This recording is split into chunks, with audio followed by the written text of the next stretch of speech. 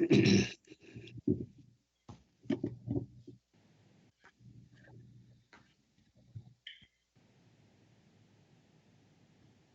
you, TJ.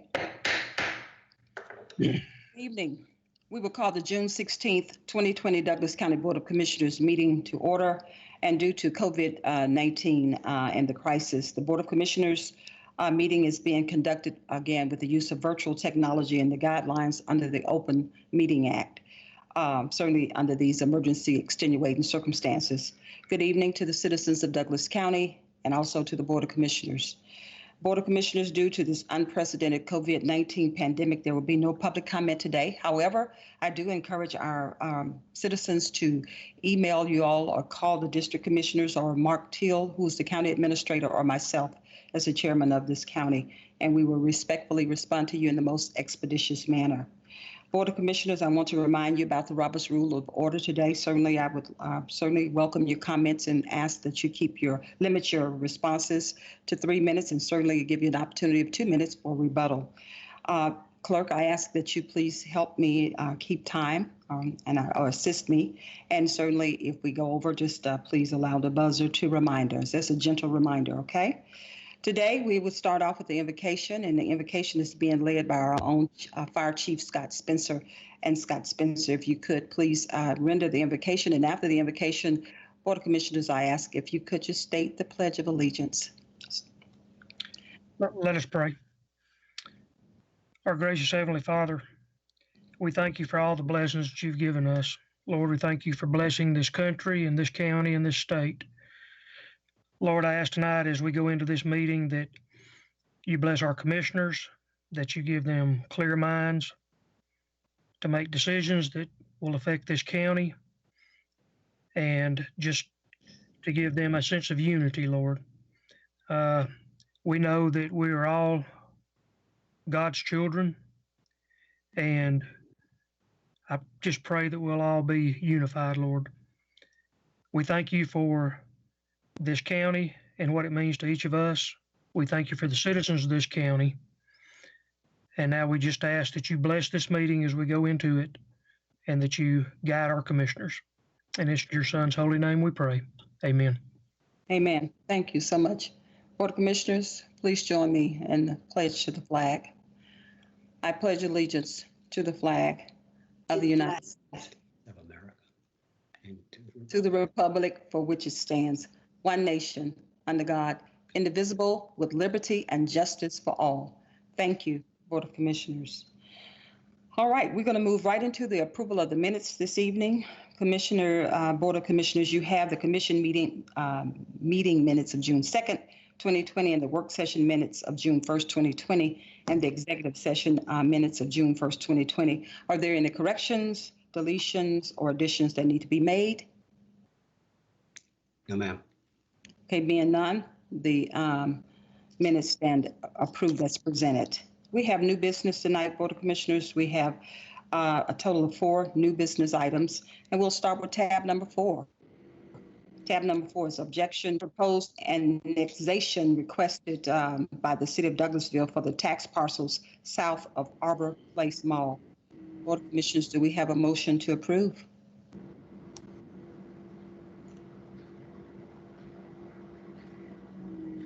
I can't hear you, Commissioner Guida. Would you read that again? I haven't had a chance to print out the new agenda. I'm looking at this yesterday's agenda, so. Okay. Yeah, tab number 4 is objection to proposed annexation request by City of Douglasville for tax parcels south of Arbor Place Mall. Do we have a motion to approve, Board of Commissioners? So moved.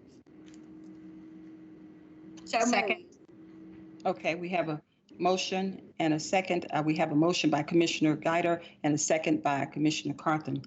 Board of Commissioners, we have a motion and a second, and when I call your name, please indicate your response, yes, no, or yes. Can we have some discussion? We will, yes, I'm sorry. We have a motion and a second. Any discussion? Vice Chairman Robinson. Thank you, Madam Chair. All right, so for the record, what is this? I know what it is, but the public doesn't know what we're rejecting and not rejecting. So is there somebody, I know the county administrator may be out today, but can somebody on staff speak to this? What is this? I'm available, Commissioner, or Yes, Director Roberts can speak to it. either Phil Davis or Phil, either. Phil's fine. That's I'll be happy to. Yeah. It's So go ahead. the commissioners received a request for annexation of approximately 15 acres on several parcels off Reservoir Drive, south of Arbor Place Mall, for the purpose of annexing into the city and creating a 168-unit townhome community. There was no information as to the details of the project, and we were asking if the city would provide those details. The only mechanism we have available to help us to allow the city and the county to work together on who will have jurisdiction over Reservoir Drive or any potential access through Heritage Valley Drive and the subdivision below it must come from arbitration through an objection to the actual annexation request by the city. And so we're asking the commissioners to approve the submittal of an objection letter to the city in order to begin the timeframe for arbitration. And then we would get together, the county commissioners and staff would get together with the city in an arbitration panel and work out the details of jurisdiction over the two roads or over the actual project itself and what it might cost the county and what it will take for the city to annex that property. Thank Right. you so much, Mr. Schaefer. Yes, my second question related on what this is that, so what is being sent? Is there a formal letter that's being sent on behalf of, what's being submitted? And I know we talked about this at the work session yesterday, so I want to just make sure that the essence of our concerns, while I can't speak for my full board of commissioners, while I support economic development, I did have some concerns. So were those concerns captured in whatever you're submitting to whomever? They are, Commissioner. If you would prefer, I can actually read it. It's a fairly short letter and it just has 3 points. Please. So, dear City Council, this letter is to serve as our formal objection to the request received June 2nd, 2020 to annex into the city of Douglasville 15.59 acres of property legally described as Land Lot 240, District 1, Section 5, parcel numbers 10, 11, 74, and 76, within Douglas County, Georgia. The Douglas County Board of Commissioners hereby objects to the proposed annexation of the described property by the city of Douglasville for the following reasons. 1, the proposed development has requested a zone district of PRD, Planned Residential District, which does not limit density of development. The project consists of 162 units upon 15.59 acres. This would allow for a density of approximately 10.77 units per acre, far greater than permitted under Douglas County's Unified Development Code. Current zoning is RLD, residential low density, which allows for 2.29 units per acre on sewer and 1.63 units per acre on septic system. The property is also within the Quality Growth Overlay District, which imposes restrictions on architectural requirements. Number 2, the county's future land use map calls for a medium density residential in this area. Medium density would be approximately 3.2 units per acre on public sewer and 1.63 units per acre on tracts without public sewer. The city's own comprehensive plan, future land use map, depicts adjoining properties already within the city as medium density for residential to the west and south, and regional activity center commercial to the north and east. No high density residential is depicted within the vicinity of this annexation. Number 3, the project would leave a single parcel of land along the anticipated main entry of Reservoir Road, 4995 Reservoir Drive specifically, within the county's jurisdiction. However, no information was submitted as to the proposed development, nor any site-specific plans from which staff would be able to quantify the infrastructure demands upon the county. Additional significant infrastructure costs are possible on Reservoir Drive.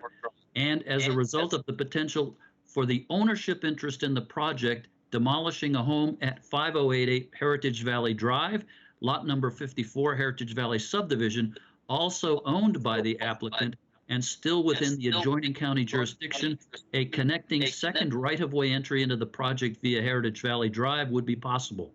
Access through that existing subdivision would create extreme infrastructure burdens at the intersection of Stewart Mill and Heritage Valley Drive, along with the long-term maintenance costs for a burden of several hundred additional vehicle trips per day generated from the proposed townhouse development and never anticipated by the County Department of Transportation. In closing, the commissioners respectfully object to the annexation and its results in a substantial change in intensity, differ substantially from the existing uses suggested by the county's and city's comprehensive plans, and would create significant additional cost burdens for infrastructure. Sincerely, Dr. Jones. Thank you, Bill. Madam Chair, that answers my question. It officially captures my concerns from yesterday. That's sufficient time. I give the floor. Okay, thank you so much, Vice Chairman Robinson. Any other discussion before we call the question, before I move on with the question? Okay, I see you, Commissioner Guider, you're leaning in. You have something to say? Okay. No, I was just a quick recap of what we said yesterday at the work session. I was just concerned about the access in and out of this proposed project, and that was the biggest concern. So it's addressed in the letter, and maybe we can clarify exactly what they're going to do. I'm getting feedback here. I don't know. Are y'all getting the same feedback that I'm getting? Okay, it's very hard to understand. But anyway, I'll yield back. Okay, thank you so much, Commissioner Guider. Board of Commissioners, we have a motion and a second. We have a motion and a second. All in favor, please indicate by stating your name and response yes, no, or abstain.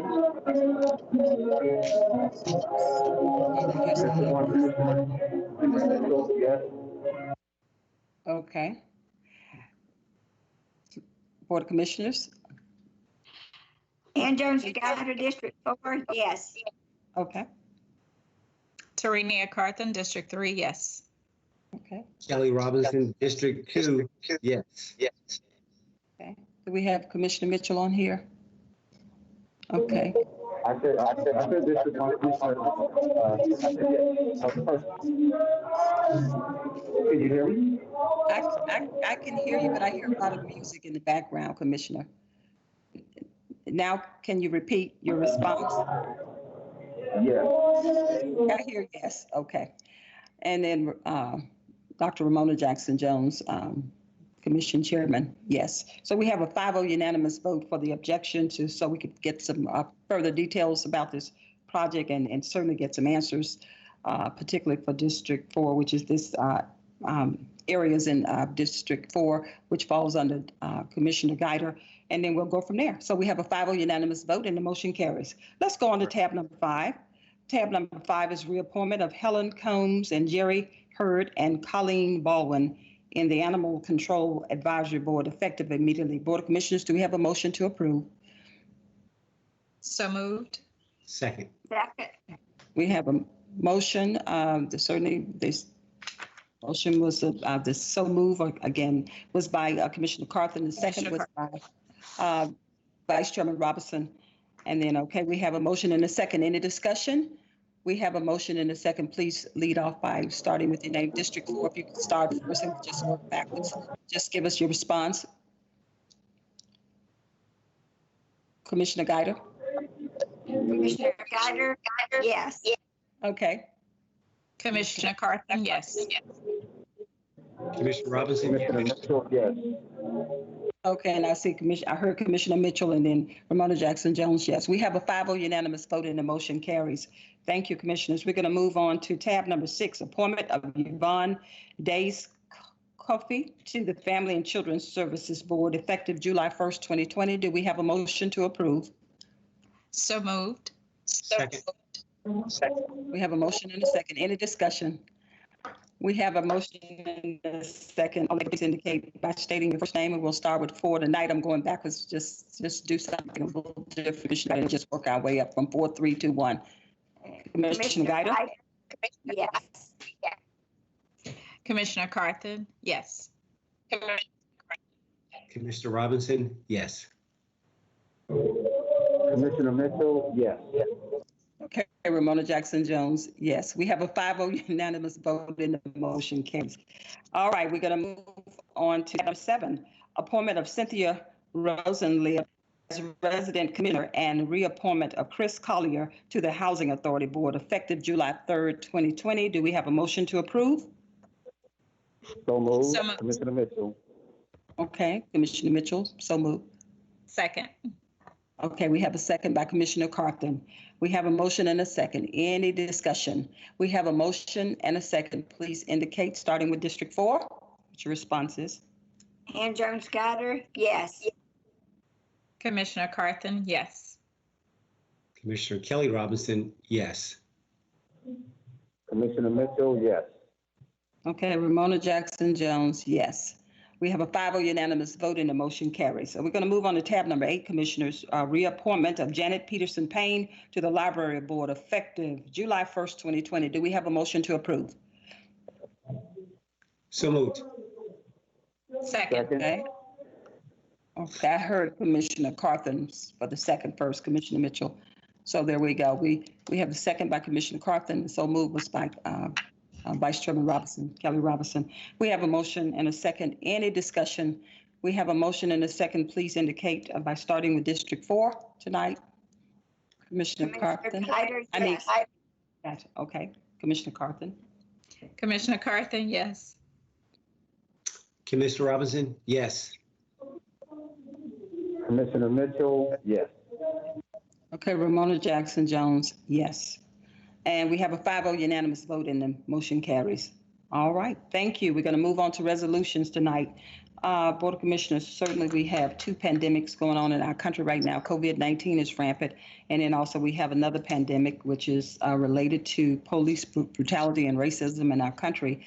And certainly this Board of Commissioners thought that it was worthy that we acknowledge that we certainly want to take the lead on doing something here in our county to lead by example and to set the standard where others may be judged forthgoing regarding changes that need to come forth.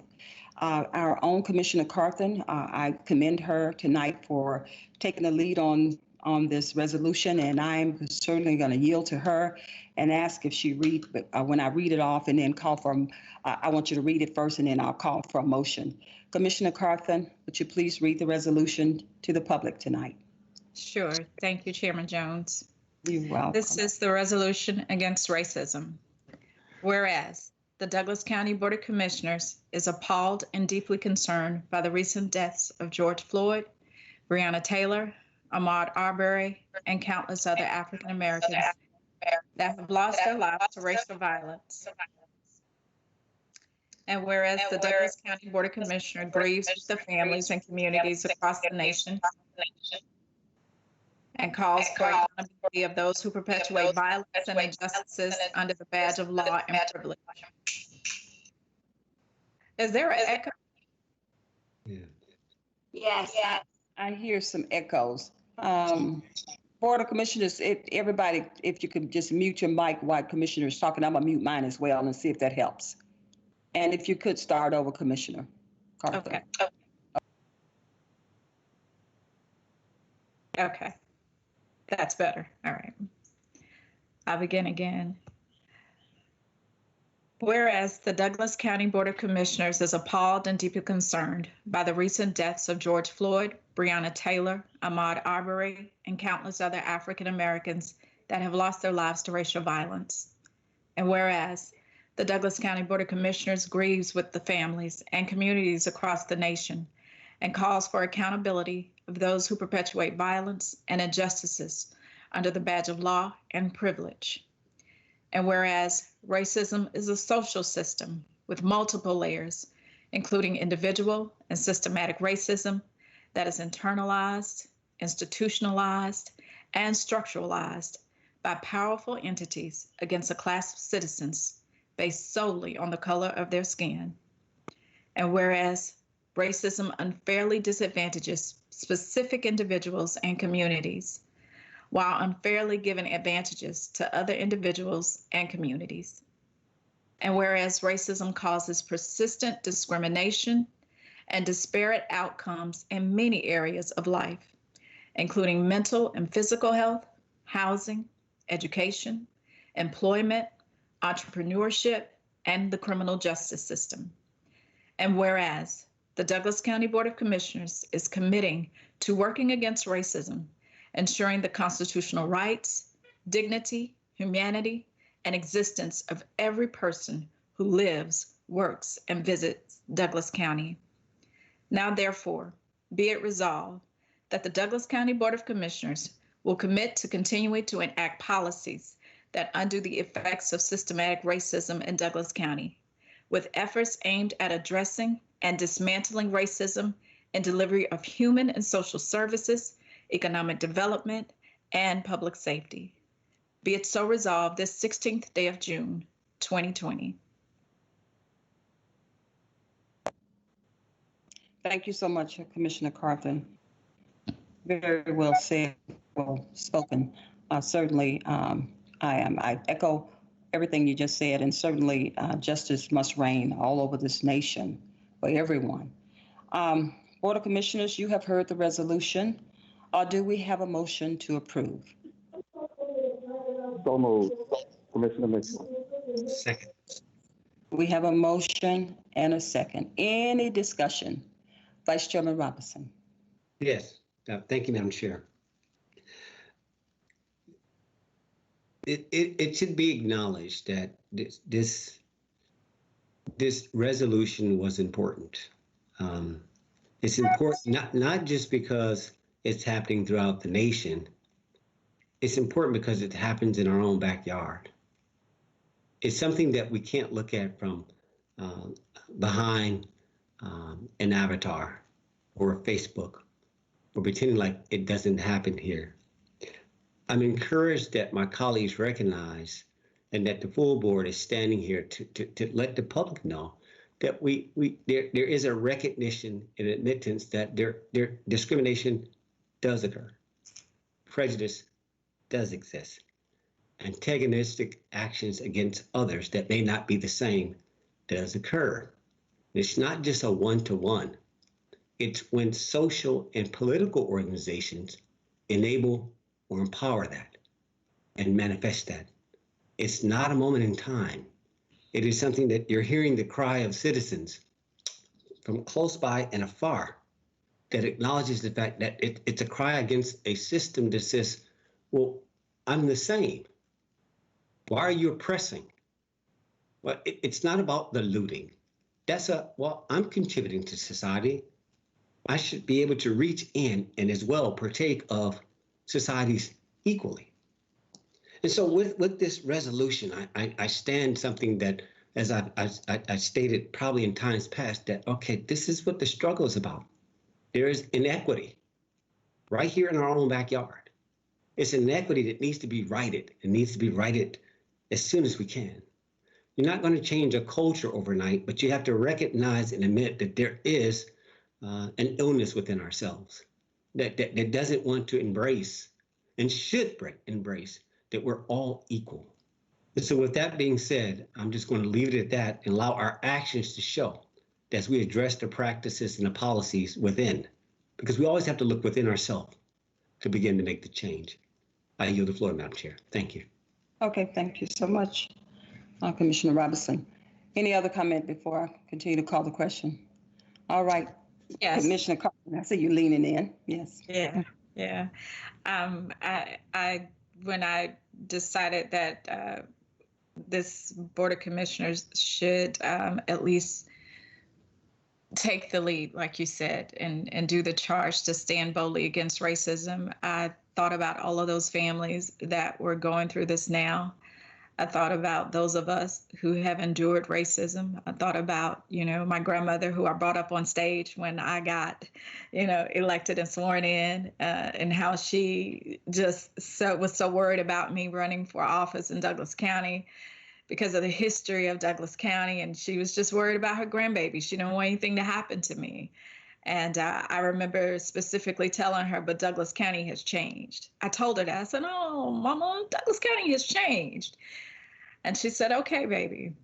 And that night that she came and she saw me elected, and Madam Chair, I think you all took her up to the office and y'all let us sit there, and she told me, she said, just remember, treat people the way that you want to be treated. Right. So I took from that no matter what somebody said to me, no matter what somebody emailed me, and I think people forget that when you email us, we're not the only eyes that see it.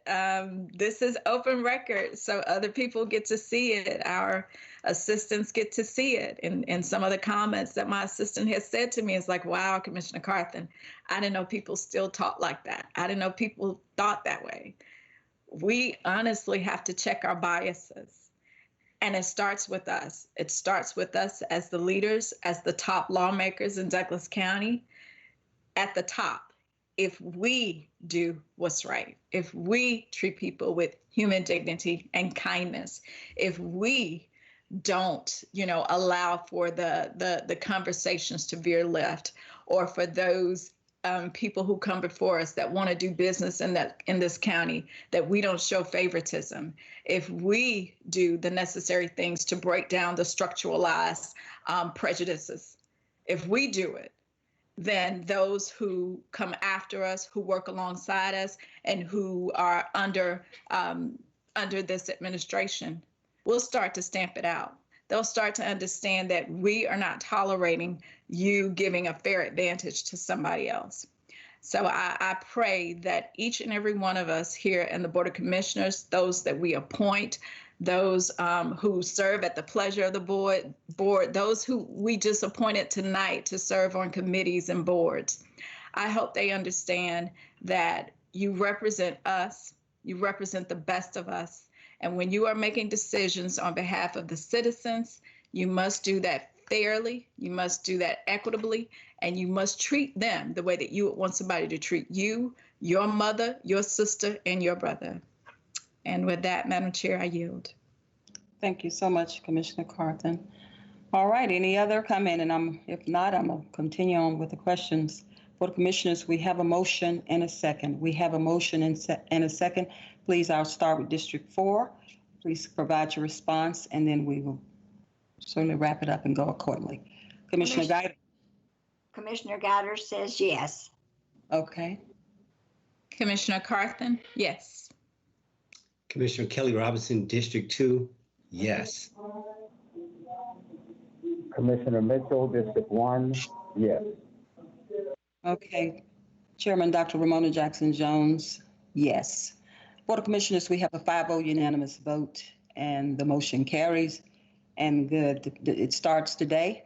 And as we go forward, we will continue to lead the charge of change here in Douglas County. So thank you so much. I'm honored tonight for Commissioner Carthen bringing this forth, and certainly I'm honored to be a part of this moment.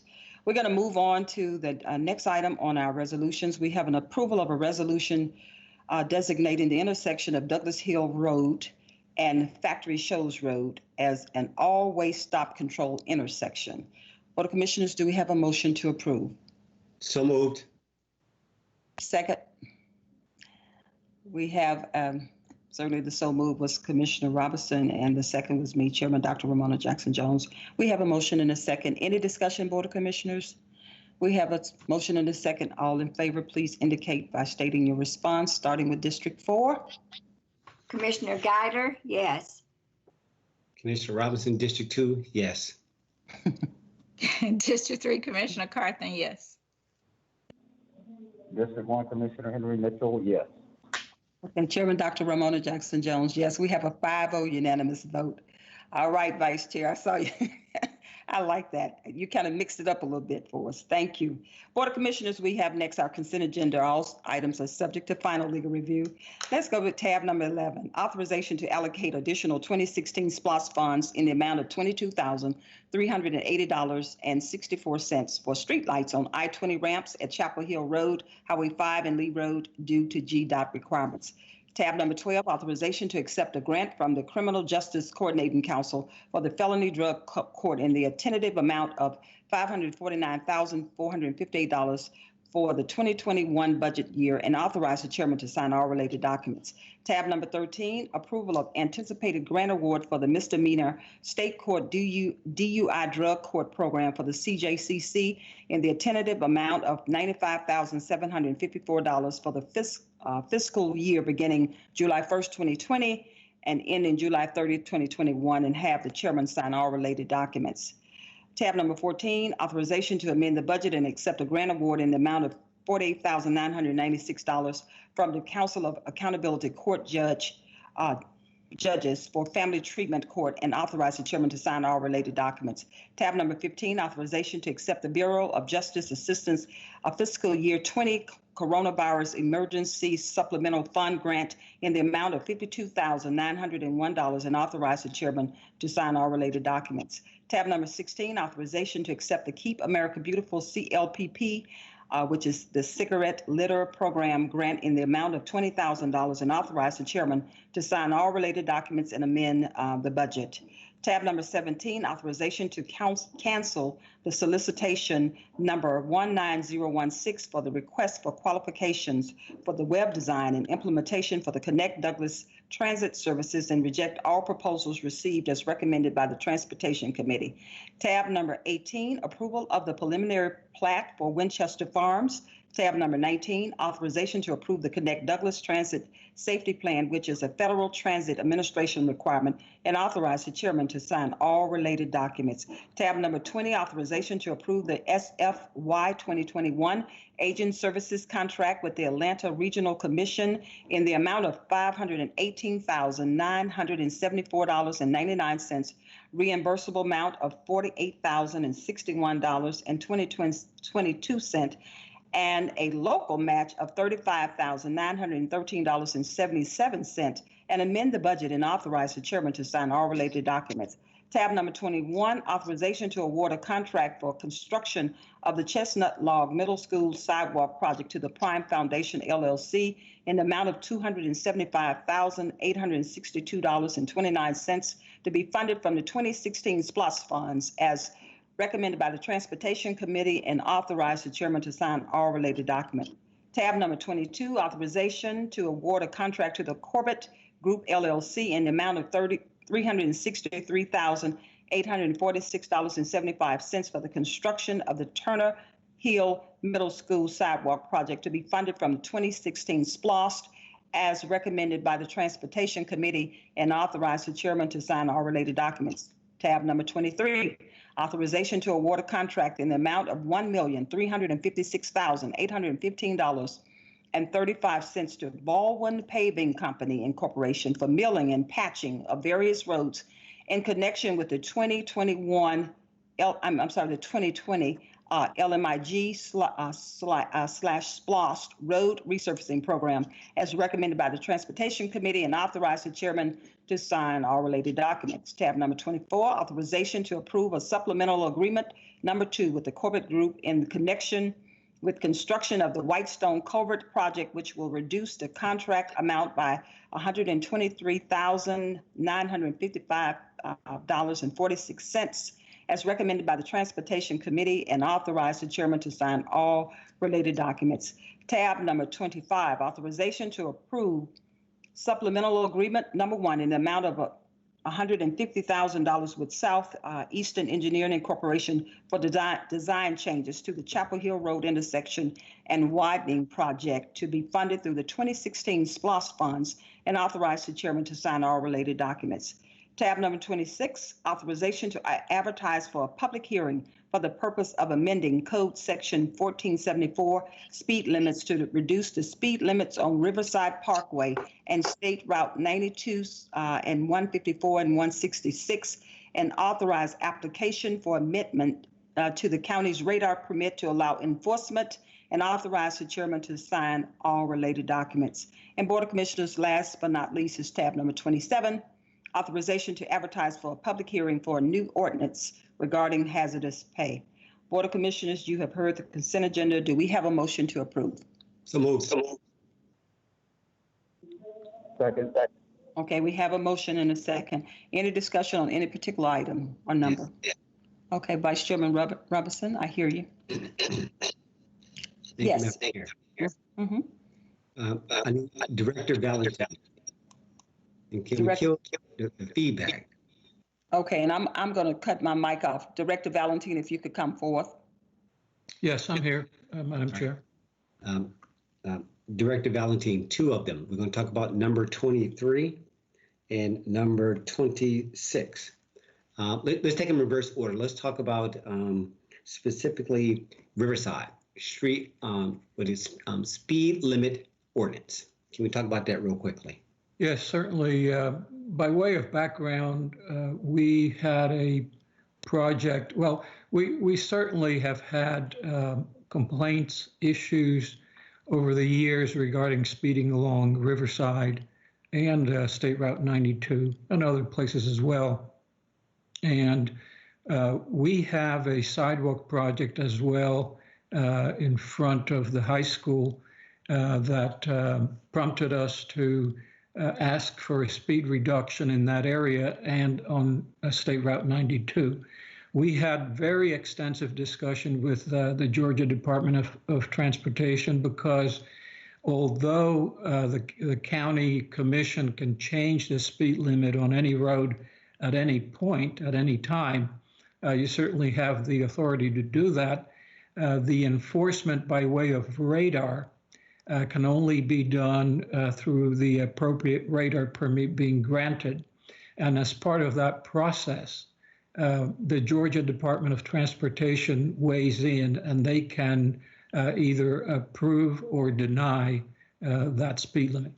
So in this particular case, after many iterations and discussions over the last couple of years, finally, the Georgia Department of Transportation has agreed to support the reduction of speed on Riverside Drive from 55 mile an hour, where it presently, as it presently exists, to 45 mile an hour speed limit, and that also allows us to reduce the speed limit on school zones as well.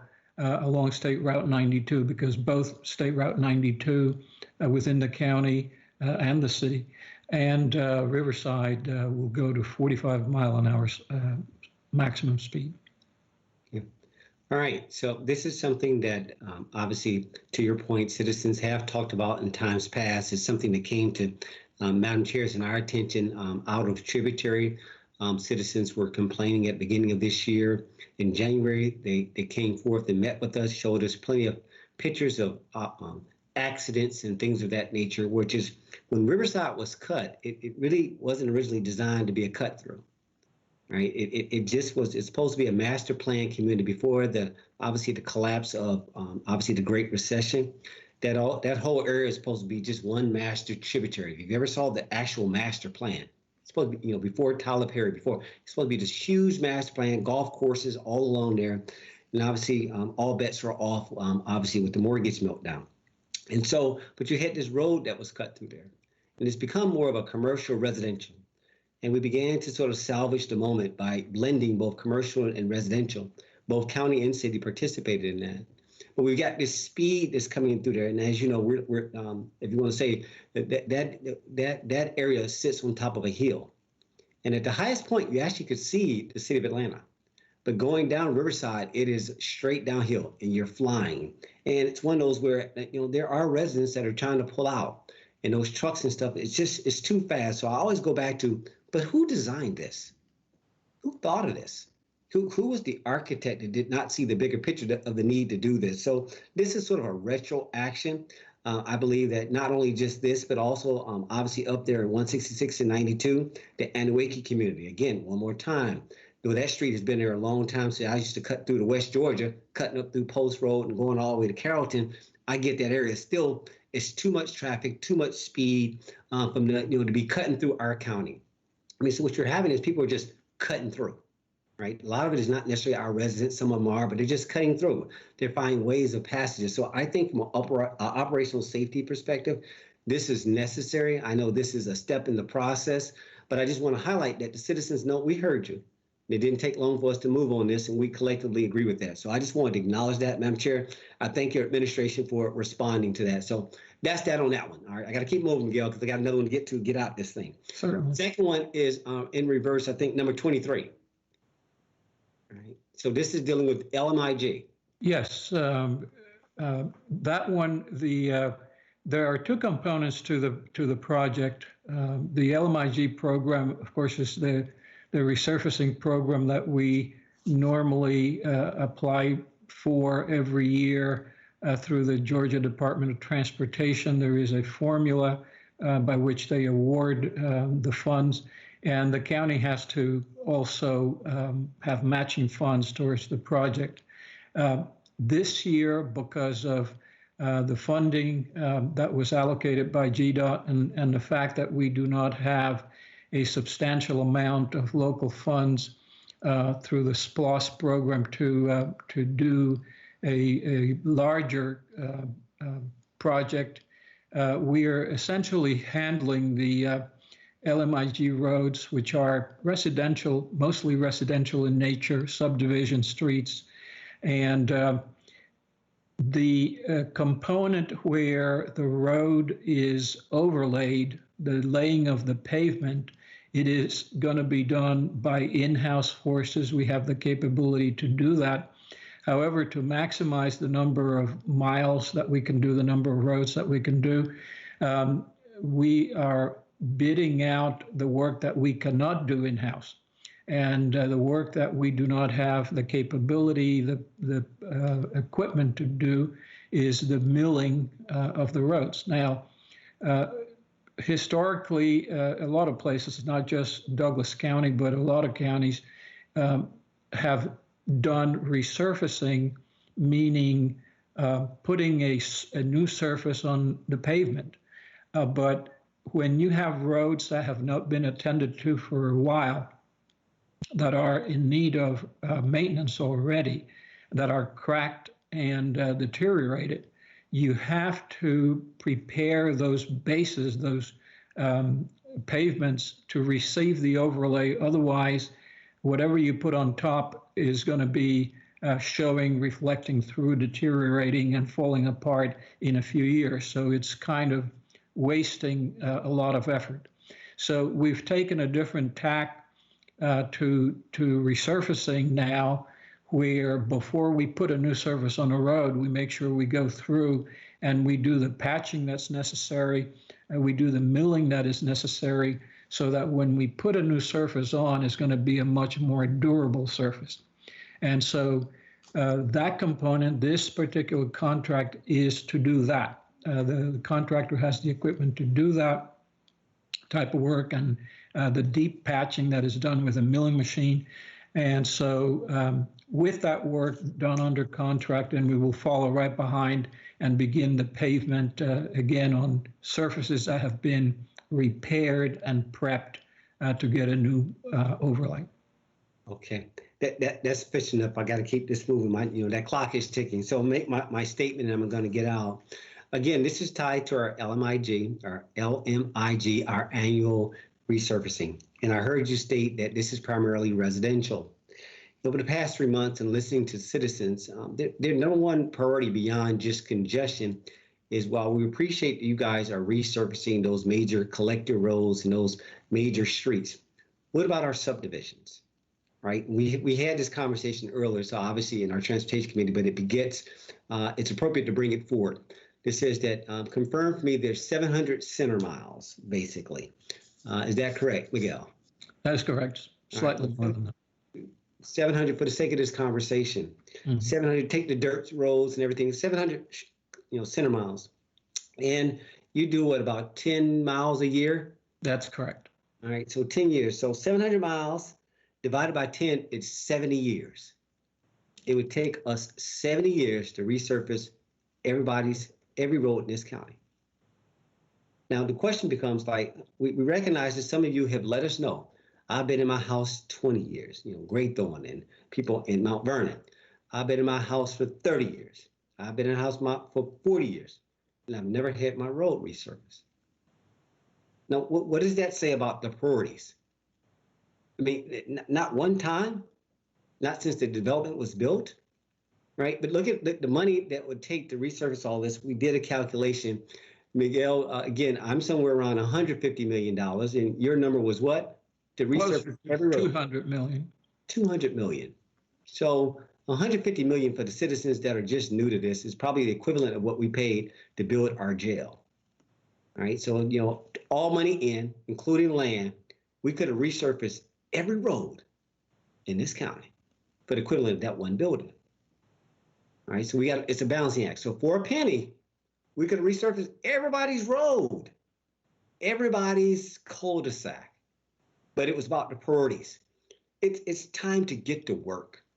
It's time, like, okay, I get this thing is crumbling. And Miguel, you're bringing up a good point. Now, you know, I'm just reiterating what you've said, which is not only have the roads age, you got to tear them up and rebuild them. You're just not putting lotion on top. You got to reconstruct the underlying muscle of the road, right? We're basically having to start over, right? We're having to rebuild this thing, right? So I want to acknowledge the fact that, like, no, duly noted, but we got to do what we got to do.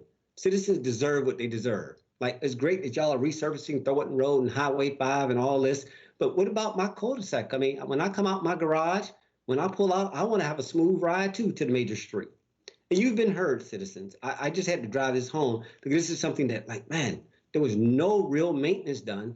Not that we had the money. We couldn't fund this, obviously, out of our operating cash, but it's something to be acknowledged that we heard you loud and clear. And we're beginning to, you know, Miguel, he's doing the best he can with what he got, but we're going to have to go to another level. With that being said, Madam Chair, that's all my time. I've got to yield the floor. I give the floor back to you, Madam Chair. Thank you. Okay, thank you so much, Vice Chairman Robinson. Any other comments, board or commissioners, before I finish calling the question? Okay, okay, Commissioner Chairman. Carthen. Yeah, I thought, okay, Commissioner Carthen. Okay, while we have Director Valentine there, if Director Valentine, can you speak to what we're doing for the authorization to approve the supplement agreement in the amount of $150,000 for Chapel Hill Road Absolutely. intersections? Okay, Absolutely, I'd be happy to. As a bit of background on this project, initially we were looking at widening the road an additional lane to provide some turning lanes to facilitate access to subdivisions along Chapel Hill. And so we engaged a consultant to come up with a plan to do that. In the process, however, other needs surfaced, and that was one, that there were sidewalks that would be needed along that stretch of road, and also that the road, Chapel Hill Road, as part of our master plan, is envisioned to be widened to 5 lanes. So as the process went on with design, the consultant came back and indicated that whether you continued with a design of 3 lanes or you decided to go to the ultimate design of 5 lanes, the difference in the construction cost was not going to be that significant. There would be a savings to go ahead and do the 5-lane design now. And so we had discussion at the Transportation Committee, and the decision was made, the recommendation that for us to pursue that. With that, however, there's additional effort that is required for the consultant to do additional survey, additional environmental work in the areas of the 2 additional lanes. And so that is what this supplemental agreement is to facilitate the design, to expand it, to go from 3 lanes to the full build out, so that it can be constructed as a 5-lane section for a stretch of about a mile. The advantage of this is that once that area is widened, it doesn't have to be touched again very much when the rest of the road gets widened in the future. So it is advancing the design in anticipation that the entire road, as envisioned by the master plan, over time will be widened to 4 lanes, to 5 lanes, I'm sorry. good, thank you. And can you speak to what the timeline for the design, how long would that take? What's the timeline? The timeline for the design is probably another 6 to 8 months to finalize the design. And then we would be into right-of-way acquisition. We'll have to line up all the necessary funding for that. That process, because of the number of parcels, probably will take a year and a half. So we're looking at perhaps another 2.5 to 3 years before we can break into construction of that widening project. So I just wanted you to say that. Last night I had a quarantine with some of the constituents in District 3, and I explained that, but I just wanted them to hear it from the expert's mouth as well, that it would probably take 3 years before they can actually ride on or walk on this stretch of Chapel Hill, but that we would get there, and that this is a part of getting there. So thank you so much for that. You're welcome. And Madam Chair, if we can, I don't know if someone is on the line that can speak to the authorization to accept the grant and amend the budget for the accountability courts. Okay, is anyone on here for the accountability courts? Would that be Mr. Tim Pruitt? Are you here? If not, then we will go ahead. That was item number 12. But if not, I'll find out, because I don't know if there's anyone who can speak to. I was reading the grant, the memorandum that came with it, and it states that this does not include the expected cuts. So this amount that we're amending the budget by, we may have to come back and amend it again, but this is just a tentative amount. It is not the actual amount. Is that correct? Yeah, is a potential cut from the state ranging from 14 to 11%. To 11%. Mhm. Okay. So the 549,458 is not the final number. It could be, and it could go down. Is that correct? That's correct. Okay. I just wanted to make sure that I was reading that correctly, and that we may have to come back and amend the budget, but this was just in anticipation of what's to come. Thank you so much. With that, I yield the floor. Okay, thank you so much, Commissioner Madam Chair, Arthur. Commissioner Guider, you have the floor. I said to segue off of Commissioner Carthen's remark about the grants could be changed. All of the grants that's on this agenda tonight will probably see some kind of a decrease in the future. So we may have to come back and adjust all of them because of the state budget cut. Okay. With that, I yield back. Okay, thank you so much, Commissioner Guider. Thank you. All right, if there's no other comment, Board of Commissioners, we have a motion and a second. We have a motion and a second. Please indicate, starting with District 4, the response. Commissioner Guider, yes. District 3, Commissioner Carthen, yes. District 2, Commissioner Kelly Robinson, yes. District 1, Commissioner Henry Mitchell, yes. Okay, the Chairman of the Board of Commissioners, Ramona Jackson Jones, and my response is yes. We have a 5-0 unanimous vote, and the motion carries, and the consent agenda is approved. Board of Commissioners, you have your expenses there, and I ask on Monday if you would just take a look at those expenses, and I know that you have. Do we have a motion to approve? So moved. Second. We have a motion and a second. Any discussion? We have a motion and a second. Please indicate, start with District 4, your response. District 4, Commissioner, yes. District 3, Commissioner Carthen, yes. Commissioner Mitchell, yes. Okay. District 2, are you out there? Uh-oh.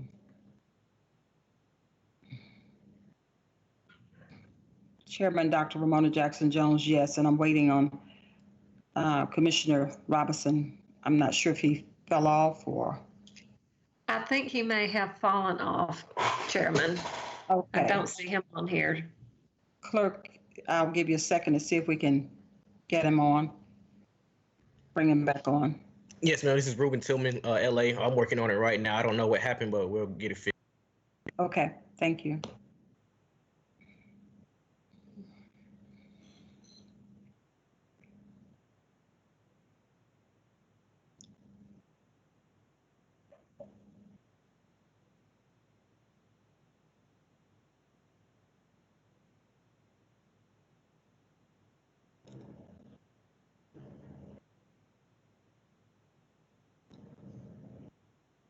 If you could just bear with us, citizen, for just a second. We're having technical difficulty.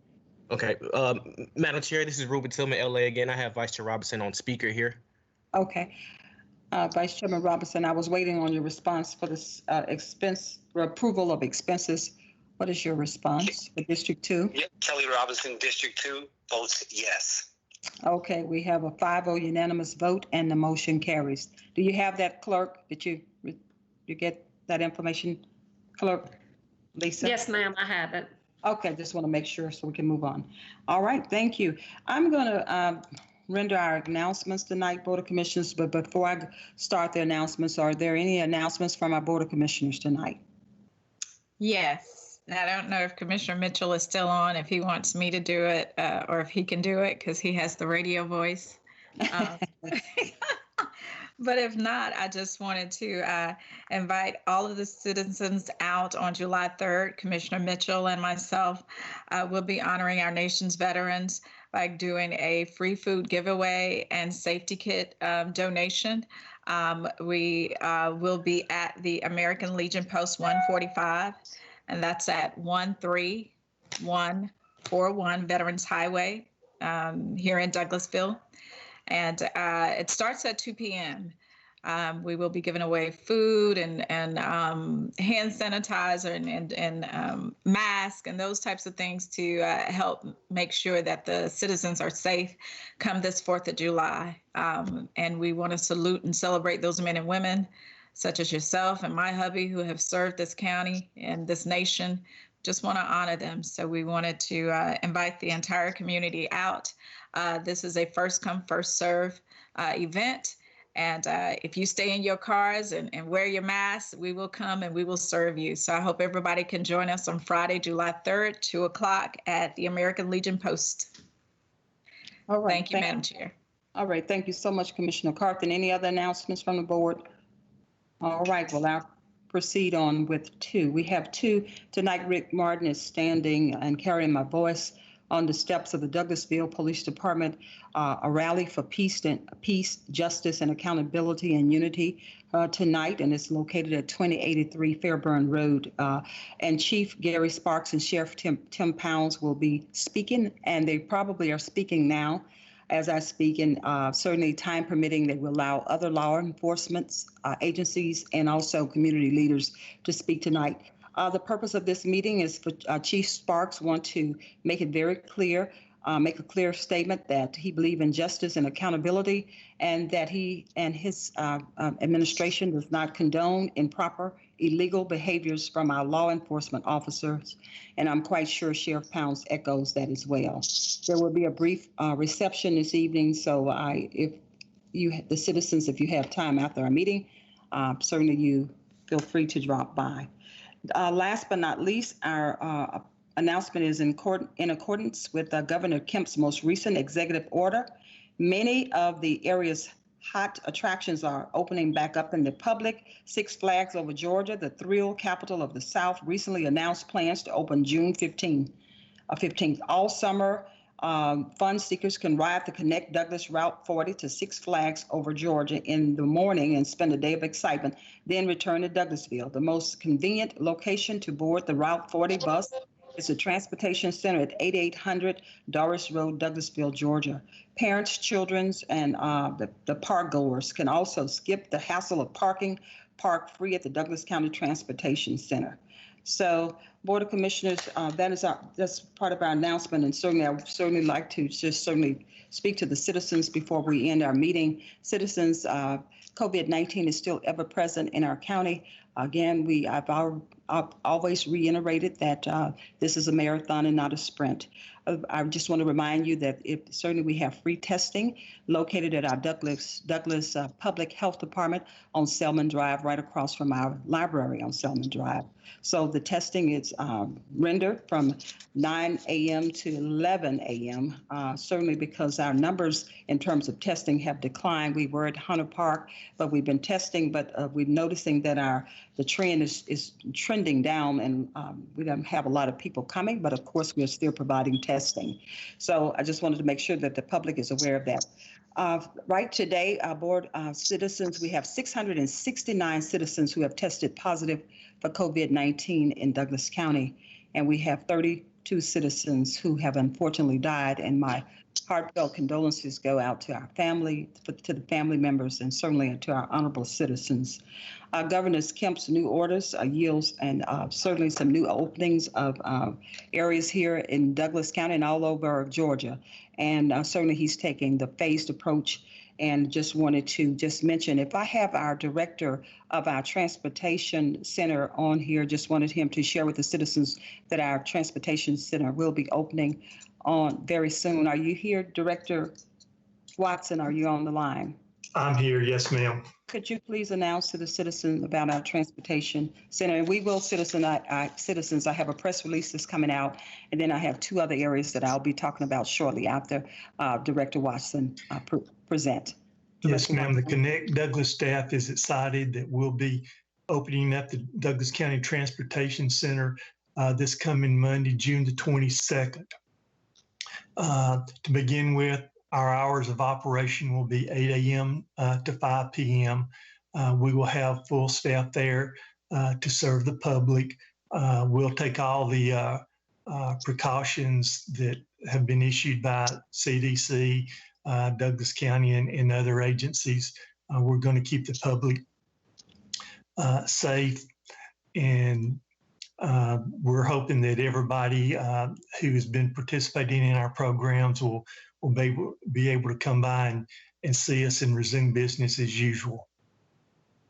Thank you so much, Director Watson. And also, citizens, we have two more openings coming in the very near future. And certainly we've been benchmarking with other counties and certainly working with our epidemiologists and our public health physicians, because, you know, my background is healthcare. So I'm just leaning heavily on my physicians and, of course, the epidemiologists to provide direction in alignment with Governor Kemp's orders. We have the Aquatic Center that will be opening June 26, 2020. Certainly it is a phased opening. It will not be full-fledged, so I don't want to make everyone excited. Certainly citizens will be required to take some measured steps, and those steps will be available, and we'll have those steps online in the very near future. We have a press release coming, and the press release will incorporate all the steps that are required for all the centers that will opening, including the Connect Douglas Transit Center. And then last but not least, we have the library that will be opening on July 6, 2020, as it aligns with the West Georgia Regional Library System. All this will be coming to you via press release. The information will also be released to those citizens, particularly with the Connect Douglas, who participate and ride and utilize our services. We will send personal emails to their boxes or email addresses. So with that being said, again, citizens, I just encourage you to certainly masks are not mandatory. They're not required, but highly recommended. And as a healthcare professional, I would ask you if you can join me in the journey of wearing your mask when you're in a setting where there are multiple people, to protect yourself and other citizens. I ask if you continue to social distance the best as possible. Certainly, you know, I realize that the restrictions are being lifted, but my mother always said just utilize common sense, and we want to do that. And we want to make sure you continue to wash your hands, sing the birthday song as you wash your hands, and I prefer soap and water versus the hand sanitizer. But if the hand sanitizer is the only thing you have, certainly that is okay to use. And last but not least, please just take care of one another and be safe, and take care. And we love you, and we will see you in our meeting in 2 weeks, which will be July 6th and 7th. Board of Commissioners, do you have anything, Commissioner Guida? Yes, I'd just like, if you have any idea when the courthouse will be opening to the public and when the tag and tax office will be opening to the public. Do you have that information? We get Yes. a lot of requests for that.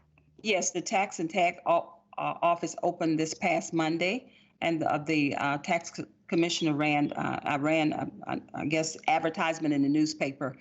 And also we had a press release that went out. So he opened this Monday. He had to retrofit his center with plexiglass. And now the tax and tag office have plexiglass to protect our I call it tax agents, so they can be protected from the public. So the tax and tag office is open. It opened this past Monday. And your other areas, what was the other? Courthouse. And the courthouse, right now, the courthouse, we're still under Judge Melton's orders. That is to be announced real soon.